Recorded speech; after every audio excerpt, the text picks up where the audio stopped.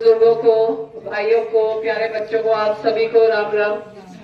और पहले तो मैं माफी मांगती हूँ, मैं थोड़ी लेट हो गई। रानीला में भी मेरा प्रोग्राम था तो इसके लिए थोड़ा मुझे देखो हुड्डा साहब ने, चौधरी भूपेंद्र सिंह हुड्डा जी ने जो 10 साल हरियाणा के मुख्यमंत्री रहे, उन्होंने जिम्मेदारी दी है।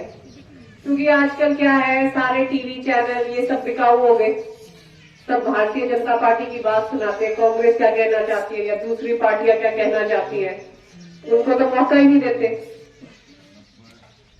10 साल पहले जब कांग्रेस की सरकार थी, चौधरी भूपेंद्र सिंह हुड्डा जी एक योजना लेकर आए थे कि हर गांव में जो पिछड़े वर्ग के हैं उनको 100-100 गज के प्लॉट बांटे जाए। बटे थे ना अपने गांव में, याद हो?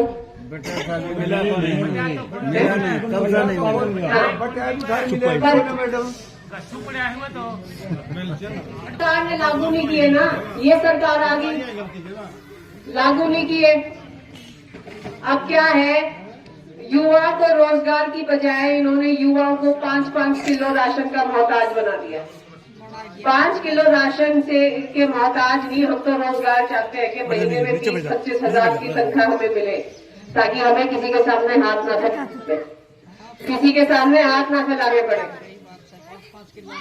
5 और वो भी बंद कर देंगे चुनाव के बाद, जो कर इन्होंने उत्तर प्रदेश में किया। चुनाव से 6 महीने पहले राशन बांटना शुरू कर दिया, चुनाव के 1 महीने बाद वो राशन बंद कर दिया। इन्होंने वादा किया था जब इनकी सरकार आई कि 5,000 बुढ़ापा पेंशन करेंगे, की 5,000 बुढ़ापा पेंशन नहीं की। और सरकारी स्कूल इन्होंने 300 सरकारी स्कूल बंद कर दिए। पहले लड़कियों को जेबीटी का कोर्स करवा दिया करते, जेबीटी मास्टर नहीं लग जाएगी। 10 साल हो गए, कोई एक भी जेबीटी मास्टर नहीं लगी है। जो लगी है वो 10 साल पहले पिछली सरकार में लगी थी। जेबीटी भर्ती बंद कर दी, सरकारी स्कूल 300 सरकारी स्कूल बंद कर दिए। आज हरियाणा में कोई अपनी आम परिवार की लड़की डॉक्टर नहीं बनना चाहे, वो भी नहीं बन सकती।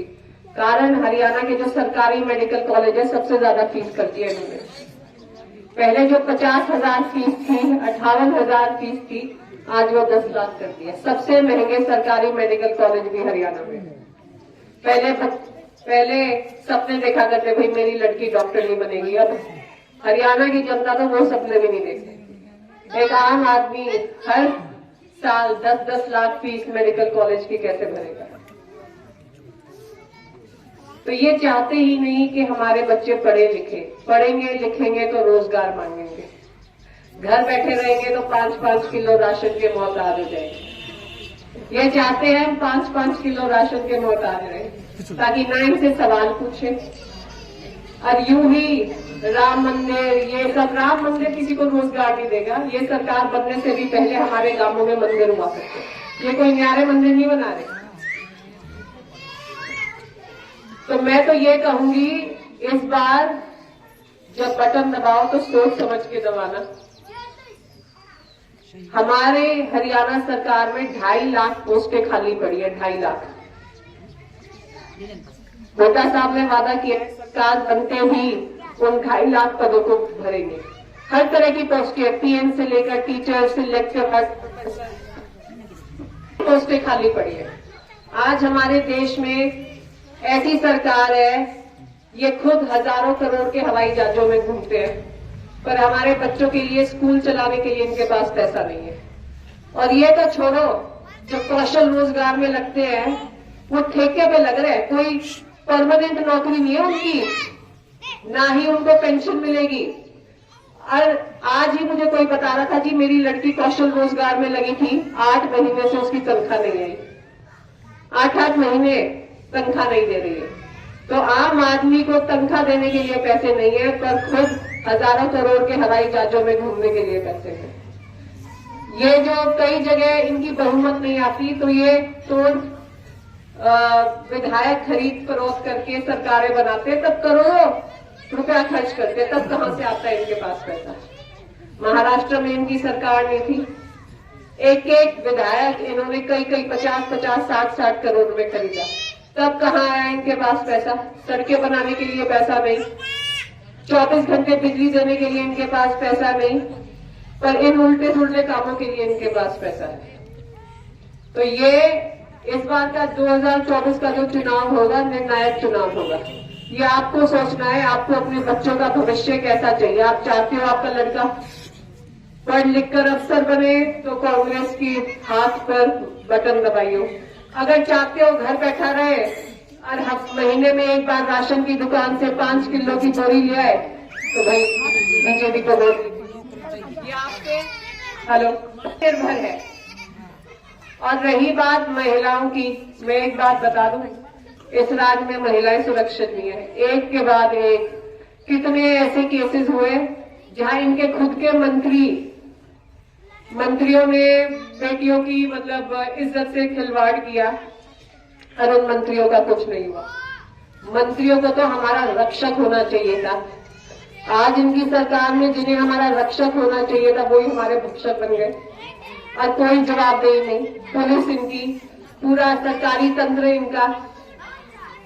तो देखो, एक महिला ही महिला की समस्या समझ सकती है। मैं एक महिला हूं, कल को कोई समस्या होगी 24 घंटे मेरे दफ्तर के दरवाजे आप लोगों के लिए खुले, 24 घंटे। ठीक है। तो राहुल गांधी पानीपत आए थे पिछले साल, तो कांग्रेस का एक बड़ा लीडर कहने लग गया कि 2024 में कांग्रेस की सरकार बनवानी है। तो राहुल गांधी जी ने कहा कांग्रेस की नहीं, मजदूर का मेरा वर्ग और किसान की सरकार बनवानी है। मजदूर का मेरा वर्ग और किसान की सरकार। आज इस सरकार में किसी की सुनवाई नहीं, सिर्फ बड़े बड़े उद्योगपतियों की सुनवाई है। जब भी पूछो सरकार का दिवालिया निकल रहा है, पर एक बड़े उद्योगपतियों को इन्होंने हजार करोड़ का कर्जा दे रखा है और वो कभी वापस नहीं आने वाला। वो लोग कर्जा लेके वो देश छोड़ के भाग जाते हैं। यही कारण है आज इस देश के जो बड़े बड़े बैंक है ना, दिवालिये की कगार पर है, सारे बड़े बड़े बैंक। क्योंकि बड़े बड़े मंत्रियों से मिली भगत करके अपने बड़े बड़े उद्योगपतियों को उन्होंने हजारों करोड़ का कर्जा दे दिया और वो पैसा लेके वो भागते। तो अगर आप चाहते हैं आपके बच्चे का सुनहरा भविष्य हो, अगर आप चाहते हैं आपके बच्चों को रोजगार मिले, अगर आप चाहते हैं हमारी माताओं को, हमारे बुजुर्गों को बुढ़ापा पेंशन मिले। चौधरी भूपेंद्र सिंह हुड्डा जी बुढ़ापा पेंशन नहीं कहते सम्मान पेंशन है। मतलब एक बुजुर्ग के हाथ में इतने पैसे दे दो कि उसको किसी के सामने हाथ फैलाने की जरूरत ना पड़े बुढ़ापे में। तो अगर आप चाहते हो आपको सम्मान पेंशन मिले तो कांग्रेस के हाथ पर बटन दबाना। ठीक, कांग्रेस पार्टी बहुत धन्यवाद। 5 साल पे 1100 का सिलेंडर खरीदियो और कांग्रेस ने, याद करो जब कांग्रेस की सरकार ने 200 के प्लॉट बांटे, याद हो तो 10 साल पहले। नरेगा में कितनों को रोजगार मिला, नरेगा इन्होंने नरेगा बंद कर दी, लगभग बंदी कर दी नरेगा। तो प्लॉट तो 10 साल से बटे ही नहीं। और पहले डीसी रेट एक बढ़िया सिस्टम था, डीसी साहब को फोन करो लड़के को लगवा लो। अब डीसी रेट सब बंद। पढ़े लिखे हमारे जो युवा है घर बैठे हैं। आज हरियाणा बेरोजगारी में सबसे नंबर 1 है। आज हरियाणा के 38% युवा बेरोजगार।